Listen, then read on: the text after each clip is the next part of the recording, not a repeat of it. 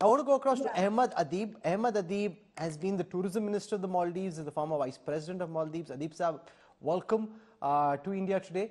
And I want to start up by asking you about the reactions that we're seeing in the Maldives to these ministers and the kind of outrageous comments they made about India, about Lakshadweep, and especially because so many people who are watching on India Today television this time have traveled to the Maldives and would really would have fantastic memories of their holiday and their time in the Maldives. And given the close ties between India and the Maldives, people are actually quite shocked by how your current government is looking at the relationship with an important ally. Okay, thank you for having me here. As you said, this is something which should have not happened. And this activist from the ruling party who has become deputy ministers had racial comments and derogatory comments against the Prime Minister Modi and the people of India. So, and the government of Maldives should have taken more firm action promptly yesterday morning itself, and then do a public apology, as well as reach out by the President of Maldives to Prime Minister Modi and sort out this full-blown diplomatic crisis. I think this is because of few handful of politicians, the whole Maldives is getting a lot of hate comments, a lot of anti-Maldives things are going on in social media, which is understandable. So I would like to say this doesn't represent the sentiments of Maldivian people. The government should be more responsible, and I would say that they should make sure that it never happens again.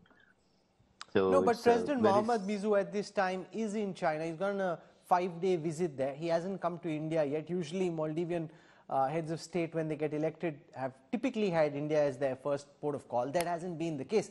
Here's a man and a government that very clearly is tilting pro-China and has arguably got elected on an anti-India agenda.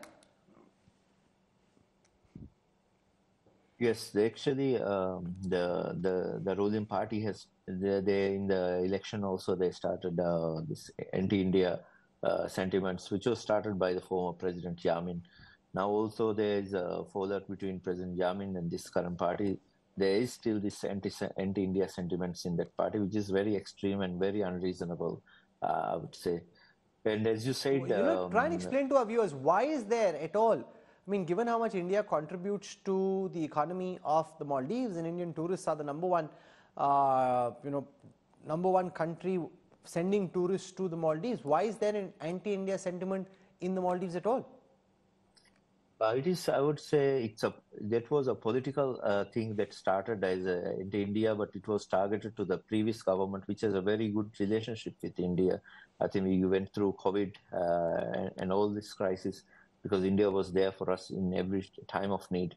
So as you said, this sentiment doesn't represent the Maldivian people, but it's a party with some extreme ultra-nationalistic agenda, which has produced this by their leader, former President Yamin. They targeted this as a political way to attack the previous government, and even in election they spread a lot of misinformation, like there was thousands of Indian soldiers in Maldives, which is not true. Ashok Sajana, what's the agenda of President Mohammad Mizu's visit to Beijing? What do you think he hopes to get out of it? No, I think basically it is, you would recall that when Mohammad Yamin was in power before Ibrahim Soli, and, at that time also Yamin had gone to China and they had signed an FTA, free trade agreement. So, and there were a number of, under the Belt and Road initiative, there have been a number of projects also in Maldives, setting that bridge from Malé up to from the capital city up to the airport to the other island. So there are a number of those. And then, of course, China, for its own purposes, would like to, they would dangle this carrot. And for their own purposes, they would like to ensnare Maldives so that they can have some sort of a presence there. Because China is expanding its footprint even in the Indian Ocean. We've seen how its spy submarines come to Sri Lankan ports. So if Maldives also gets indebted to China in a very big way, then of course they'll be able to utilize those ports. So That's why, Rahul, I was mentioning earlier that our relations with Maldives are not only trade. We export, of course, more than $600 million to them. It's not only tourism. Our relations are strategic and security and defense related also. And there's So so I many think we Indian need doctors and to nurses who provide healthcare in the Maldives. It's not just the tourists that we are sending. It's not just commerce. There's a lot of absolutely, people-to-people absolutely. ties. No. Yeah, and it has been long standing. So I think the Maldivians need to recognize that, need to realize that. And that's what I said, that once this government settles down, they will also realize that beyond a point, they cannot sort of, start rubbing India the wrong way. Here, of course, the way it has started with these three ministers, salutary action and very quick action has been taken against them. I think both the sides should really now look forward, try to mend relations, try to see where we can work together, where we can cooperate. India has huge investments also in Maldives, and we need to sort of, work it out with the current government so that we have normal working relations. The relations might But the not be fact is as that warm and with cordial most of as they India's were with neighbors, we Ibrahim don't Soli. seem to have the right kind of relationship. Whether it is a Nepal, a Sri Lanka, Bangladesh, No, Sheikh Rahul, Hasina's got I don't. re-elected. I don't agree with that. I don't agree with that. I think our relations over the last 5, 8, 10 years, they have improved hugely. You mentioned Nepal first. Let me tell you, Rahul, that before Mr. Modi came to power and he went to Nepal, his first visit was in August 2014. The Indian Prime Minister had not visited that country for 17 years.